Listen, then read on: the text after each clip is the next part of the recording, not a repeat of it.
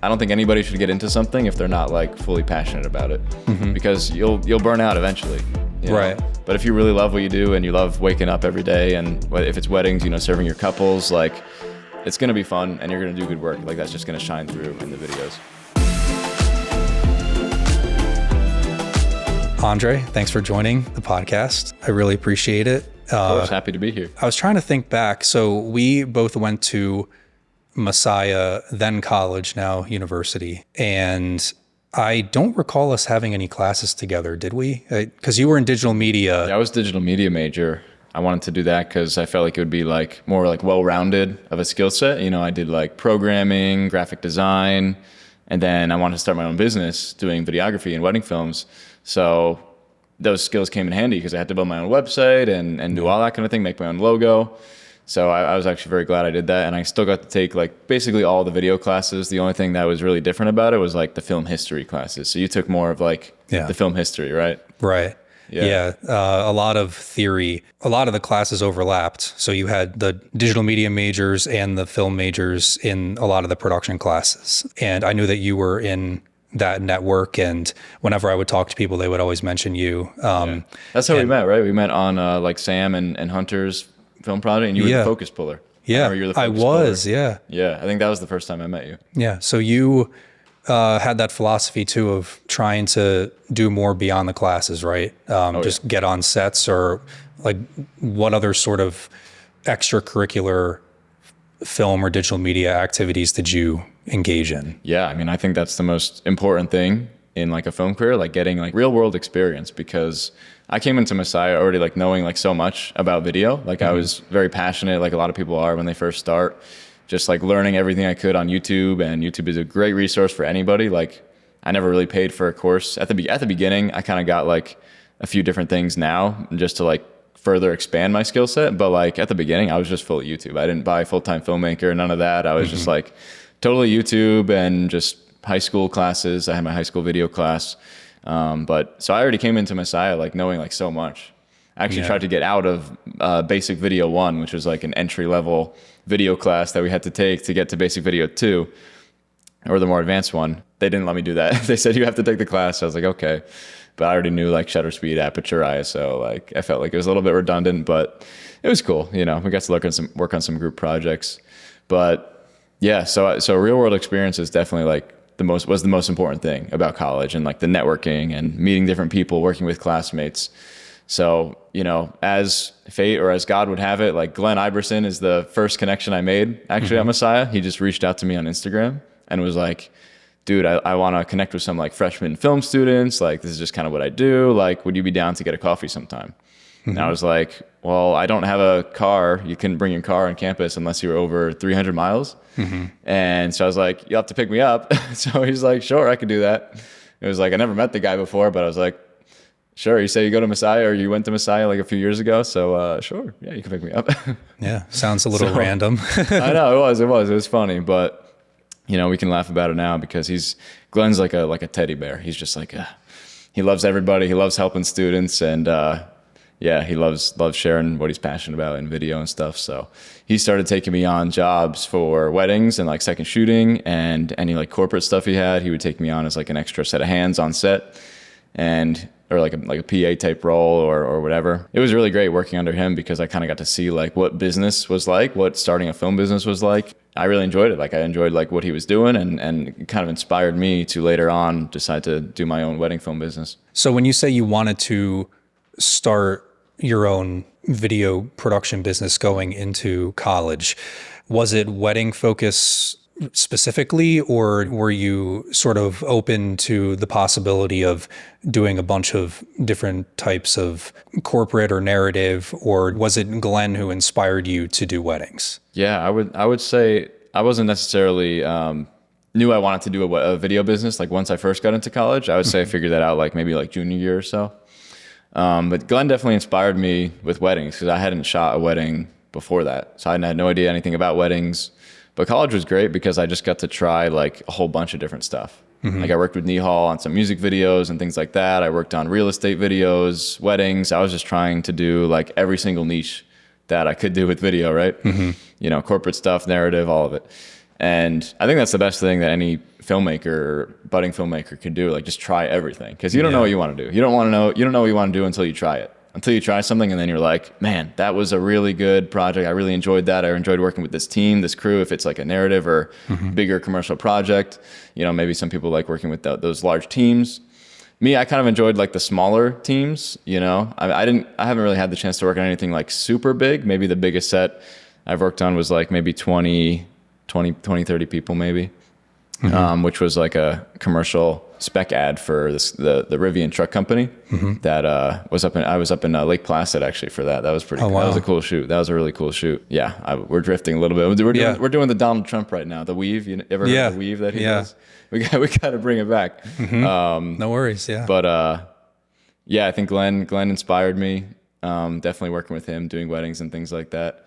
And it's like when you're a student, you know, I had an on-campus job. And it was like $8 an hour for the marketing position I was in at the marketing office. So, you know, it was something. But then Glenn comes along and he's like, yeah, I'll pay you $300 a day to film this wedding with me. I'm like, sweet, dude. I was getting like $160 every 2 weeks because I was like 10 hours a week. So what role did you do in the marketing department? I was, because I was working with Nathan Velasco. He was working, I think he was like the cinematographer role. And I was, I think, the editor. Or were we both cinematographers? I forget exactly what my position was. I don't know. We kind of both worked together. Like we would shoot the stuff and then come back, and then I was doing most of the editing. I think he was doing more so like producing. Yeah. So that was in the comm department? Yeah. Okay. Up in Old Main, which is, I think they retired at this point. So I wrote for Fabrizio. One of the professors there had a blog called Cinematography. So yeah, I had it. So I wrote a couple articles for that, but I know there were several roles in, you know, paid roles in the communications department, but like what exactly did that work entail? Was it promotional pieces, or what exactly did you guys work on? Yeah, I think one of my favorite projects from that role was we did a series called like Majors at Messiah. So we were going around, and I think they're still like continuing because we obviously didn't get to all of the majors while I was there. You know, I don't even know how many majors we had, but you know, we would go to like, we did like the athletics department and cybersecurity we did. I remember that was a really fun one. And we're kind of just showcasing like what each major was like. So we would go out. I think Nathan was doing, he was definitely doing producing because he was the one like reaching out to like the teachers and some students that we could interview. And then I was doing more of the filming, and I would bring, we had some gear we had access to. I think I tried to use some film department gear as well, just to have a little bit, make it look really nice. But yeah, we would go and film interviews, film some B-roll with them. And then we put together like I think it was like a 1 to 2 minute video of just like, what is this major? What is it about? And why should you be excited about it? Awesome. So that was pretty cool. I totally agree with what you're saying about just being well-rounded. Like if you're starting out in video production, to just really be open-minded and try to expose yourself to as many different sets and different content formats as possible, because it's like you said, you don't know what you enjoy working on unless you try. And even if you go on a big set and you say, you know, this really isn't for me, it wasn't wasted time, because you would never know had you not tried. This was going to be, you know, it segues perfectly into my next question. I posted an Instagram reel a couple months ago talking about how I think seizing opportunity is so important in this business, especially if you're going to go for it on your own and try to be like a full-time freelancer. If someone reaches out to you and you don't have a lot of clients, like you should really just try to take on as much work as you can and see where that takes you. But at a certain point, you have to draw the line. So I'm curious, because I think the two of us at this point, we have consistent work, and you know, we have like an abundance mindset where we're able to work and with the people and projects that we choose, and we can be selective about it. But I'm curious, if someone reaches out to you now, what's the thought process that you go through to decide whether or not this is a project that you should pursue? Is it, because I'm assuming obviously you'd want to be passionate about it. You have to agree with the mission of the brand. Maybe it's if you feel that your skill set can most effectively like bring their vision to life. Those are just some things that might come to mind, but I'm curious, like what does that thought process look like for you? That's a great question, Dylan. You came up with some really good questions today. I love that one. Thank you. And I totally relate to that story. You know, at the beginning, right out of college, and even like my last year of college, I was like pretty much building my business and taking on clients and, you know, getting ready. Because Messiah, we had Ring by Spring, which if people don't know is like a Christian thing where people get married kind of pretty young, right? We have a rap for getting married pretty young. I'm not married yet, but 25 now. So I didn't follow that mold, I guess. Ring by Spring. Yeah, you're a rebel. I know I'm a little bit of a rebel. So, but it's good though, because I've learned a lot, even just these past couple of years out of school. Yeah.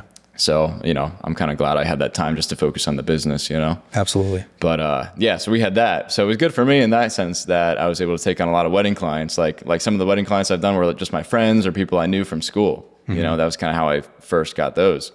And I would just say yes to everything. Like I said yes to, you know, working with them. I would take on like freelance projects in addition to my own clients in the wedding world, but also in the freelance world. I got connected with, you know, a few guys shortly after college from Glenn that started hiring me for freelance. So yeah, that's honestly, I think everybody will probably go through this like in their film career, and, you know, where they just kind of take on everything they can, even not necessarily paying attention to the rate totally. I mean, you do want to have respect for yourself and what you're worth and not like sell yourself too short. But I think in the beginning, like you do want to, you know, don't be so hard on like, oh, I didn't get what I wanted, so I'm not going to do this job. You know, I think that's not what I'm worth.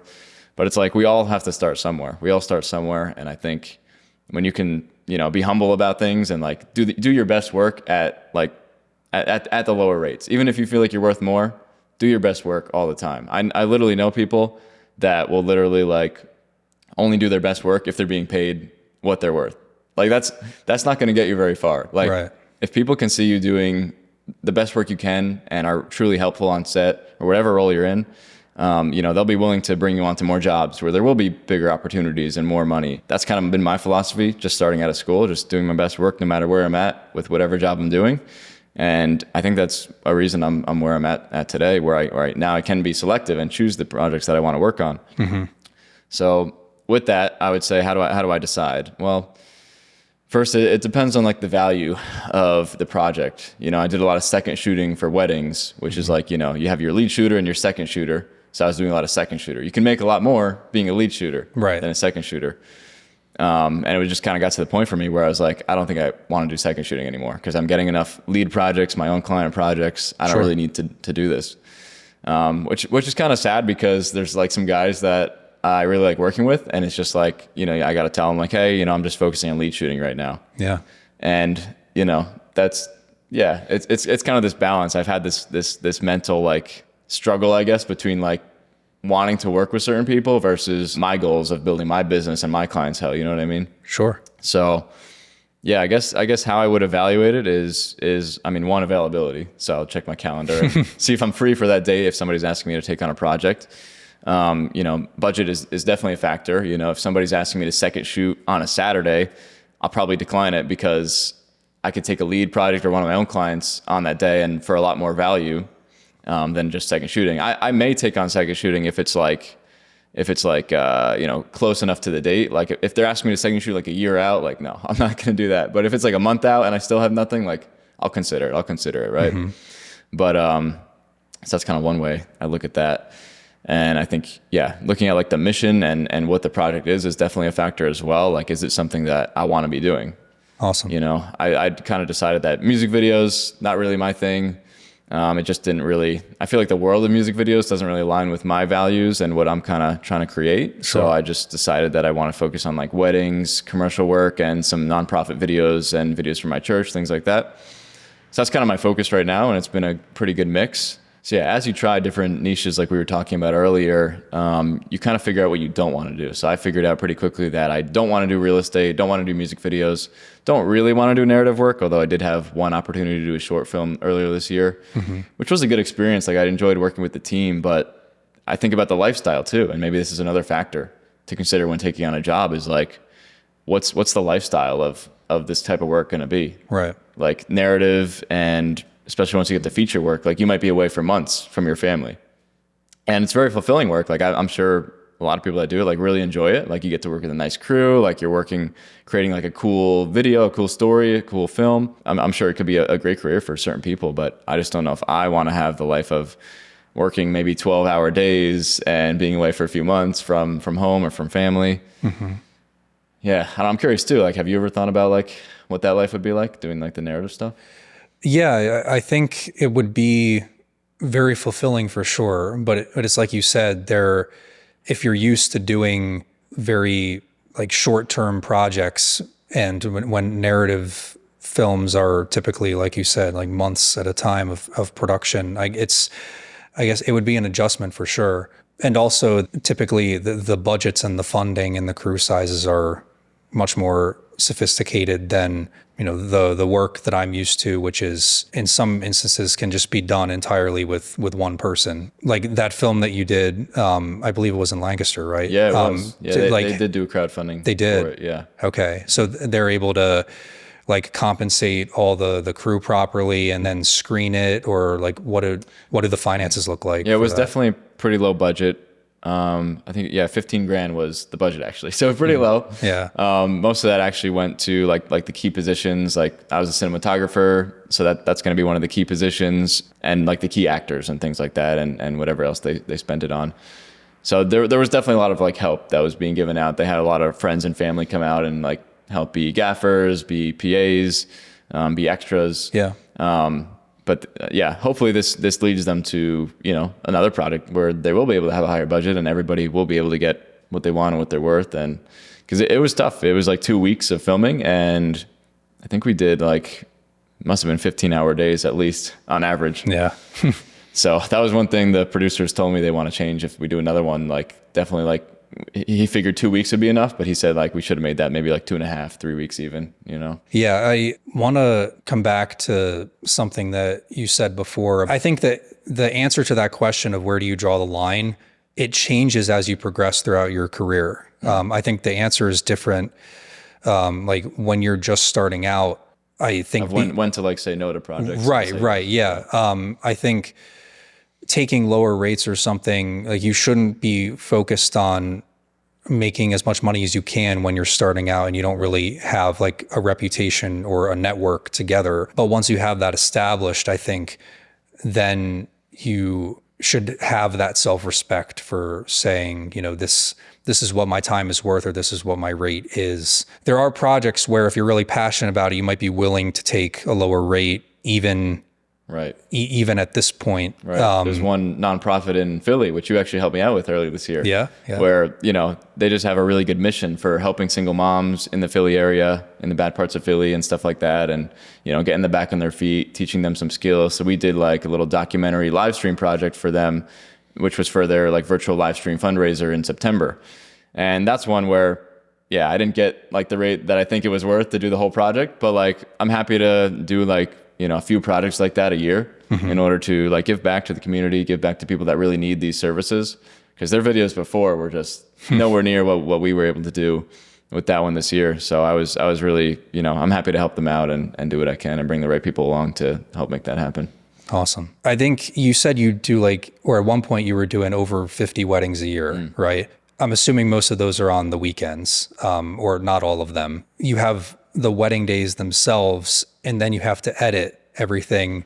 I'm curious, I'm assuming that you were doing all of the editing in addition to the production, and then, you have to bring on a second camera and eventually assistant editors, I'm sure. Was there like a breaking point for you? Because I'm sure when you're taking on all that work, it's hard to have, I don't really like the term, but work-life balance, where you have to take care of yourself a little bit instead of staying up too late. At a certain point, if you don't say no to things, you're going to overwhelm yourself and you have to bring on help, because then the quality of the work is going to go down if you're stretching your bandwidth. So I guess my next question is, was there a breaking point that you got to, and did you start delegating things, or how do you take on all that work? Well, I'm definitely at the breaking point right now. I'll tell you that much. Really? Yeah. It's been a crazy year this past year. Mm-hmm. I probably did 50 this year as well. Wow. But the good part about it is only like 20 of those are my own clients, and the rest is like freelance for other studios. Okay. So and then plus I'm doing like some commercial freelance too though, and like projects like for Every Good Gift in Philly. So I feel like maybe that's why I feel like I'm spread into a lot of different areas, which I do enjoy. Like I enjoy the versatility. I like having different projects to work on and not being like stuck just doing weddings. But at the same time, it's getting to the point where, yeah, I need to figure out like dial in more like what I actually want to be doing and saying no to more projects. Because I'm still saying yes to a good amount. You know, I like helping people out, like if I can. So, but I need to realize that like if that's causing me not to get any sleep at night or working and late into the night, you know, it's just not going to be worth it. And I'm ultimately not going to be able to do my best work for the person I'm saying yes to anyway. So I have that to consider too. But yeah, work-life balance definitely going to be a priority for next year for sure. I mean, it's kind of just happening naturally. 2025 for a lot of people out there, I think, is a very down year for weddings, actually. A lot of people are telling me their bookings are not as high as they were these past couple of years. Why do you think that is? I think we hit like the COVID wave, which is actually when I like first started. Yeah. I basically just got started into weddings like during COVID. So like that's crazy. For me, I had nothing. And then I just started building those clients up, which is, you know, for a lot of people, like they lost clients that year. Right. But for me, it was my first year starting. So it was like, you know, everything I wanted. And then obviously the years following, like people were moving their weddings to the next year and the following year and even this year. And I think now that's finally like slowing down a little bit. So I think that's the culprit with that. So you sure it'll pick back up. So you think people were just eager to do in-person weddings after not being able to, and then that's why all of them, you know, were kind of scheduled all at once in the past couple of years, and that's sort of dying off, or is that? Yeah, that would be my theory on it. Obviously, you never know. You can't predict all the factors that go into this stuff, but that'd be my guess. That'd be my best guess. And a few people I've talked to have said similar things. So I bet culture has a factor too. I feel like less and less people are getting married. You know, they're waiting a little bit longer. The research is showing that they're waiting longer to get married. This world is getting more expensive. Housing is getting more expensive. There's a lot of other expenses to consider, like oh, how am I going to save up for a house? Maybe I need to buy my first car, or maybe not your first, but one after college, like a better car, and then also getting married. So it's like 3 big expenses. If you need a car, a house, and then you got a wedding to pay for, like 3 major things that could all pile up on you very, very quickly. Yeah. So I think some people are just being more cautious with that and waiting till a little bit later. That makes sense.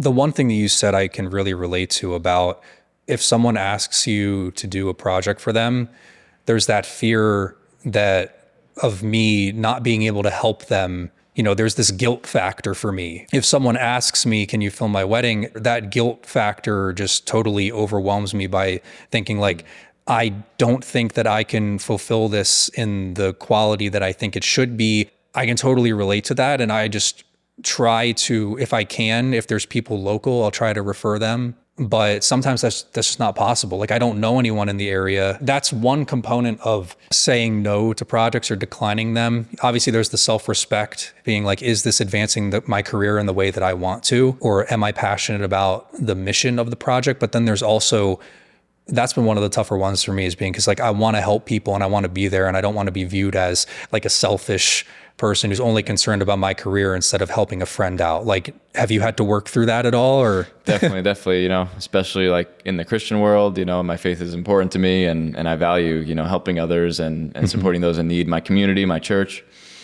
But it's hard because obviously sometimes the things that like you're saying with friends and family that'll reach out, like, you know, versus, I wrestle with this exact thing, that versus like getting your career to a better spot or wherever you want it to be, versus staying close to your community where maybe the budgets aren't as high. You know, if you're working like locally with local businesses, there's definitely not going to be as high like budget wise as compared to like, you know, the big national corporations if you're going that route. But it's the same with weddings. I don't know. One thing I do definitely feel me being like pushed into more of like the higher end market though, as far as weddings go, just because I want to be able to tell really polished stories with weddings and like do the production that's required with that. We're using like 4 to 5 cameras in a ceremony, in a reception space. We bring in lighting, we bring in all the audio, we're miking people up throughout the day. So it's a lot of work. It's a lot of work to do all that. And I have a big cart that I bring with all the gear and everything. Yeah. And I feel like I'll be able to better serve like clients at the higher end that like really value video and really want to spend like what a really good video is worth. Because there's definitely some clients I've worked with like where they just didn't really like value the video necessarily. It's not that they didn't want it, but like it wasn't like a priority to them. They were just like, oh, we should have a video because everybody else is. But I really want to get the people that really value it, really want to spend the money on it, and really appreciate like everything that goes into it. So that's one direction, I'm thinking about taking my company just to that higher level. But then I think about like, I don't want to leave people behind either. So I was actually thinking maybe I could like almost start 2 companies. Like I have my one higher end wedding company, and then I have another one where it's more budget friendly. I could still serve people in my community, my church. And maybe with those, I'm like outsourcing a lot more things. So I'm sending shooters out. Give more people business. Yeah. And then I'm giving back to the community in that way too. Yeah. Because I don't want my business just to be about me. I want it to be giving back. Right. And, so I could outsource the shooting and the editing, and the clients obviously have to manage their expectations of like, hey, like you're paying this price, like assuming they've seen like some of the higher end work that I do, like, hey, this is the product you're going to get at this level versus this level. Right.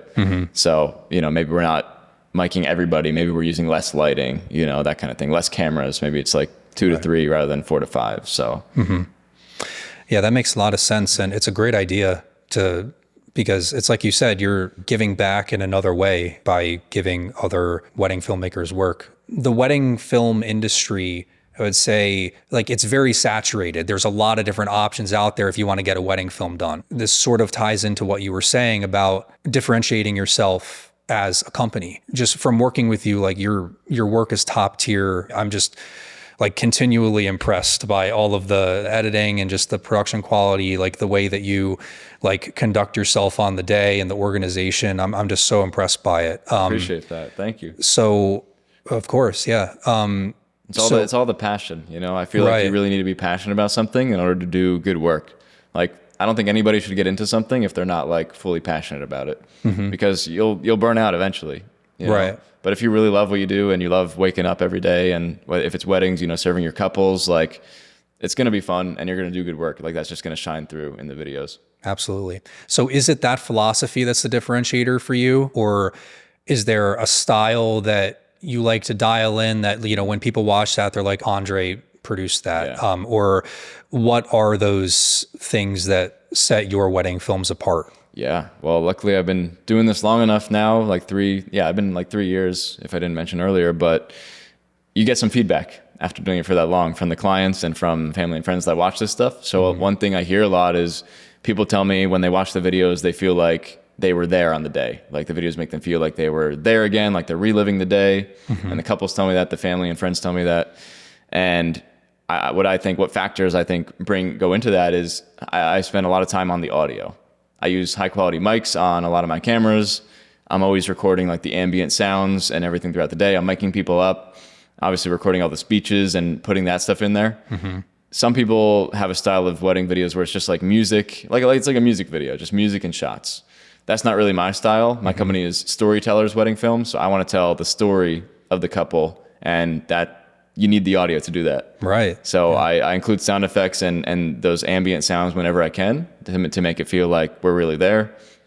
And I include like sound bites from the speeches, the vows, the personal vows, and intertwine that all together with the B-roll and the music to really tell a cohesive story. So I think that's one thing that's really unique about us, because a lot of wedding films I saw when I was like doing my market research and seeing what else was out there was a lot of films were just not that good. They weren't story driven. They were just kind of like music and B-roll, a lot of them.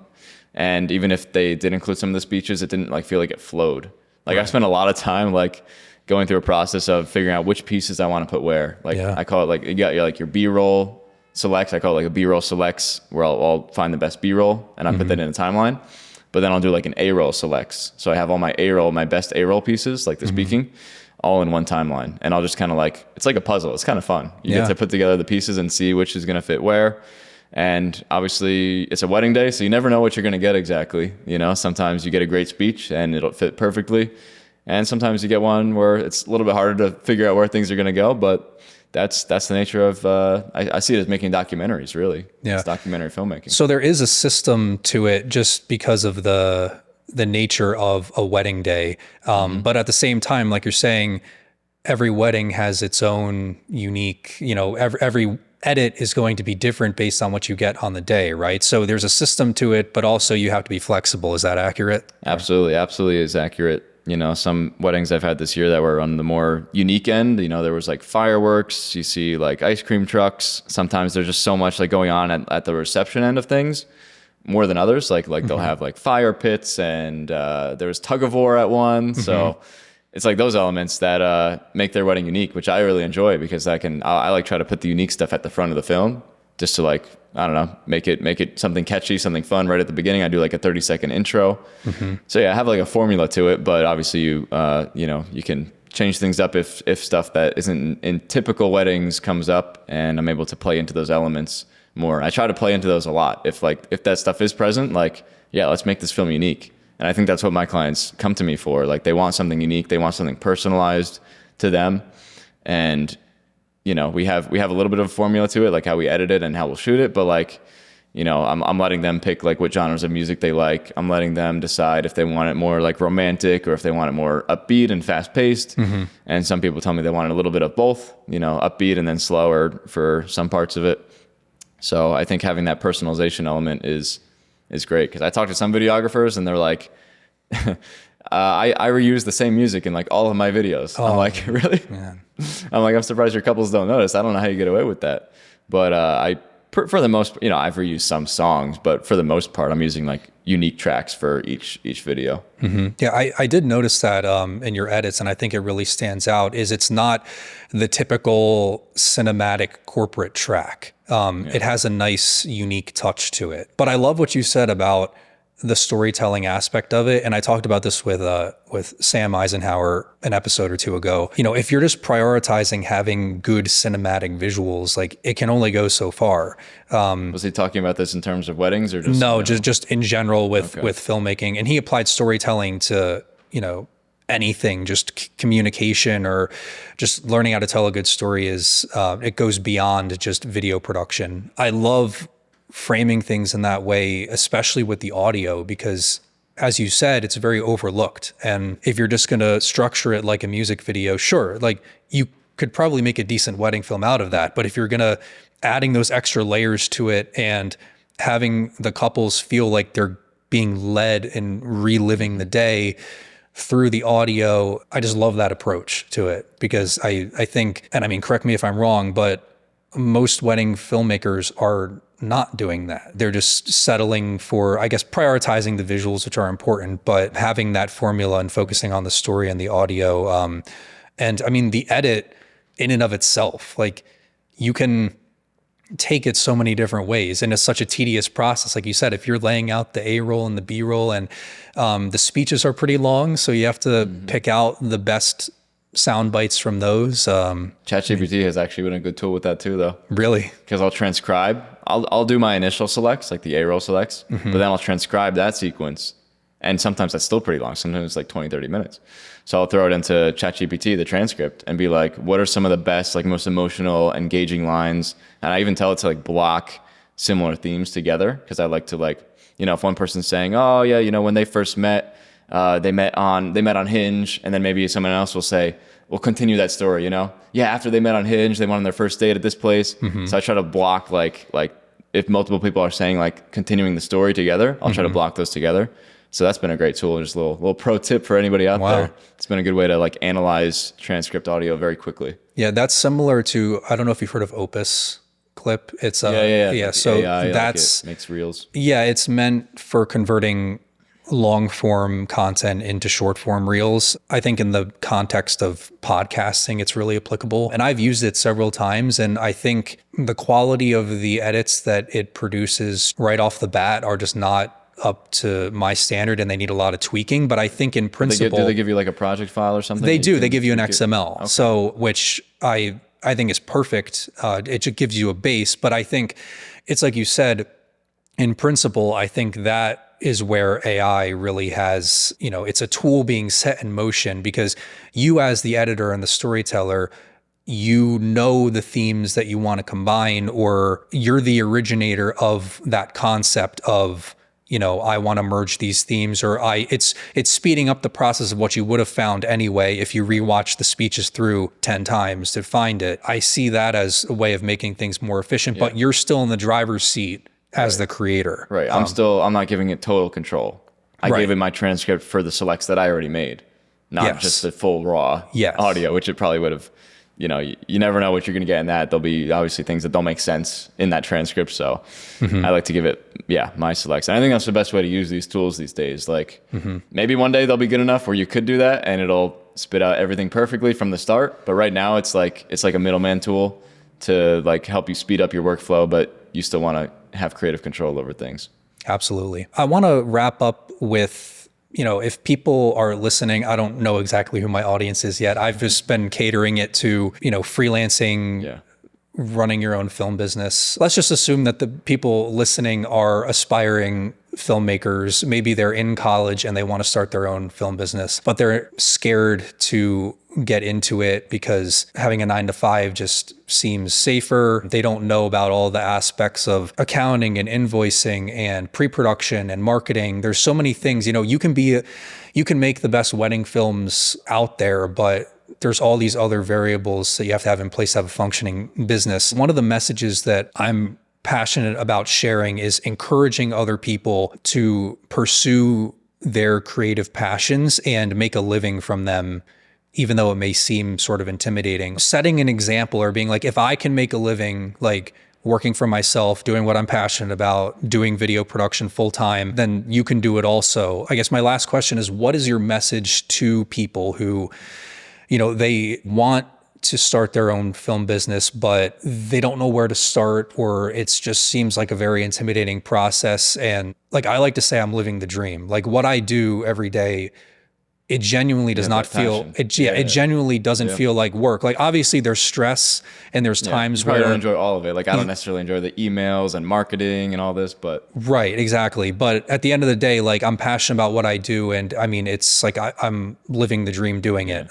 So just, I guess, what would your message be to someone like that? Yeah, I think I would tell them it's totally possible, first of all. But it also depends, I also think about how grateful I am to have had the journey I did and the family I've had and, growing up where I have, starting out right out of college made it very easy. Like there's some people that maybe want to get into this and they have a 9-to-5 job right now. Yeah. And they don't know how to change that into doing freelance. There's kind of two different aspects to it because there's people that are already working a 9-to-5 and then there's me where I never really had a traditional 9-to-5 except for the few jobs I worked like as a teenager. But like right out of college, I was doing this freelance, my own business kind of thing. And, I understand that that's way easier. It's way easier to like, have your parents, I'm living at home. My parents are helping me, with like living expenses and stuff like that, just by being at home. Yeah. But, versus somebody that's doing a 9-to-5 and is on their own right now, like it's much more difficult to transition that into like doing this career. So, I think about that. I'm not ignoring that aspect to it for sure. But so it depends on like what avenue you're taking if you're still in college right now versus you're out of college, you're on your own and you're working a job already.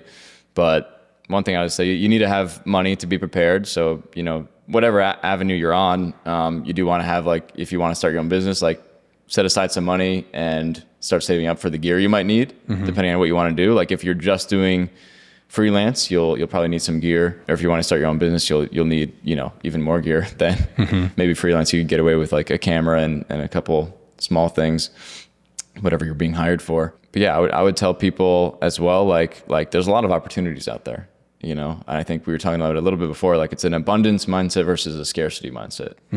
If all you think about is that, oh, my job is the only thing that'll give me security, like there's nothing, if I did the freelance world, like I lose all my security, like I don't know where my check is going to come from. Right. That's not going to allow you to do your best work. And you probably will fail if you have that mindset when you go into it.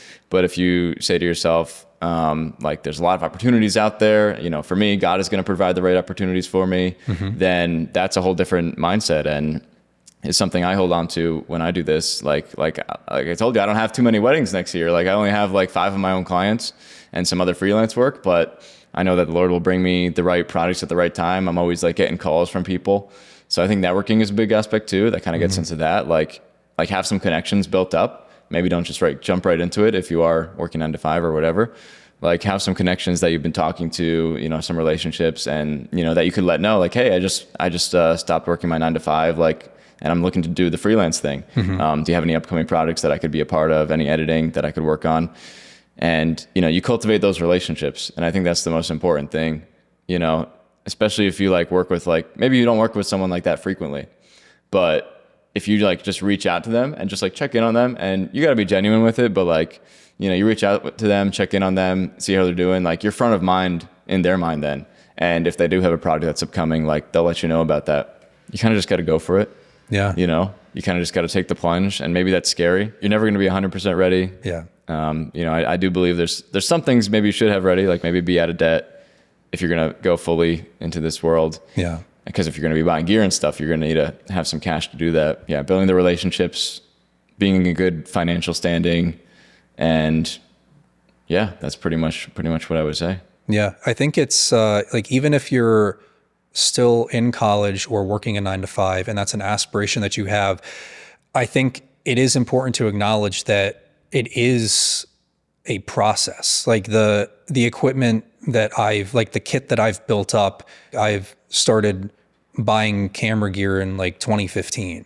And like I've been on a couple of shoots where people are like, man, like how much did all this cost? Like they just assume that I just put it all in one B&H cart and just ordered it all at once. I'm like, I've been accumulating this and swapping out lenses and cameras for literally almost 10 years. So it's I feel like we have such similar stories, because I relate to this exactly too. Yeah. So, I mean, that's what I would, if people are like, man, like I could never build up all that equipment or that client list or that business network where, you know, you're able to extract the work from and the opportunities, then, you know, you just need to start making little investments into all of those things. It's not just gear. It's also putting yourself out there. And if it's reaching out to like a DP or a director or like a mutual connection on social media or LinkedIn or something and saying like, look, I'd love to, you know, volunteer and help you out on a set. Just even doing like, despite the rejection that you might face from that, just putting yourself out there and showing that you want to pursue this it could plant the seed and for other things. And also, like I said before, about not making it all about money when you're starting, because if you do a great job for someone, even like a free video, they're going to remember you later. And if they're in conversation with someone and they say, oh, I need a video person, they're going to say, oh yeah, I'm going to hire Dylan, or I'm going to hire Andre, because they showed that dedication and that they took pride in their work, despite, you know, not receiving like a full level of compensation for it. Like those little things, that's how you build the network and you build your reputation up. And it's a long process, and it doesn't happen overnight. So that's sort of my take on it of what I would say. Very similar to what you were saying. No, I missed that point, but that's a great one to add for people out there, because I'll say that I started on a $300 Canon T3i. Same. You were similar, right? we have the same T3i story. Buddies. Let's go, bro. Yeah. T3i buddies. Yeah, man. So I'm so mad that I sold it. Like just to have it on my shelf for sentimental reasons would be amazing. But I think my mom still has it because she wanted like a photo camera at one point. So I think it's still somewhere in my house. I might still have it. You're lucky. I haven't used it. I still have my Panasonic G7. Yeah. I'm not throwing that out or selling it. That's the oldest. I want to keep that and say, you know, this was one of my first cameras. Yeah. But yeah, that's definitely a good point to have, because I definitely could see how people would be like, you know, I have an FX6 now. Which I don't say to brag, but like that's just, you absolutely can work your way up. So anyone out there that's like, I can't do this without this certain gear, no, you can. You just have to start out somewhere, because I used to think that way, and all I had was a T3i, Canon T3i, and then it was $300. Bought a nifty 50 with it, which might have been another $100 or something on eBay, all on eBay, by the way, because I was like, I could save a ton of money just buying used. You know, why would I buy new? And then I just saved up. This was during college, you know, with the jobs I was doing with Glenn and everybody, and I was doing some real estate videography at that time too, and got my first A7 III, and that was like my first like real camera. Then just kept doing weddings, kept saving as much as I can, and I knew I wanted to do this, so I started investing in the gear like very heavily. So I think that's, you know, if you know your path, like I want to run a video business, you can like be more aggressive, versus you kind of need to know where you're going before you like start making moves. You know what I mean? Right. Like it doesn't make sense for everybody to buy a bunch of gear if they're going to work for a production company that already owns gear. So that's different. Absolutely. The one other thing I'll say is that you never know where doors will open for you in what situation. For example, you know, that wedding I did with Brian and Reggie, like that was through you who hired me to do it. And, you know, just like I hired Brian for a project and like Reggie's here today helping, like that would not have happened if it was like, you know, I went into that wedding day just thinking, you know, I'm here to fulfill a responsibility that Andre has sent me here to do, and that's it. But really, there's like the connections that I made from doing that without even realizing it. As I've reflected back on the past few years of like, where did this client originate from, or where did this project originate from? They're all from different sources. Like, not all of them are from college. Some of them are just from LinkedIn or through a mutual friend or someone that I met working on this project that I wouldn't have met if I didn't see the opportunity to do that. So I just think you have to be open-minded and like, don't just see opportunities as just, okay, I'm just spending the time here today and that's where it's going to end, because the people that you meet there, you know, that time that you invested being on that set could open doors to other opportunities down the road. So just having that mindset of you never know what people you're going to meet and what you're going to learn at any given moment. Yeah. So you got to be genuine too. Yeah. Like I try not to be like outcome dependent. I think there's definitely some people, I'm sure there is in the industry, where like literally their whole sole purpose for like networking and talking to certain people is because they're trying to strategize, being like, oh, if I talk to the director on this set, like maybe he'll put me here. Right. I feel like you can sniff through if someone's being like real with you or not, if they want to have like a genuine relationship. Mm-hmm. So I would say like, just don't be outcome dependent. Like just build like genuine connections with people, and it's going to happen. Like it's going to happen. But if you try to fake it and like only talk to this person because I want this certain opportunity or they can get me into this place, it's probably not going to work out, because I think people can see through that stuff.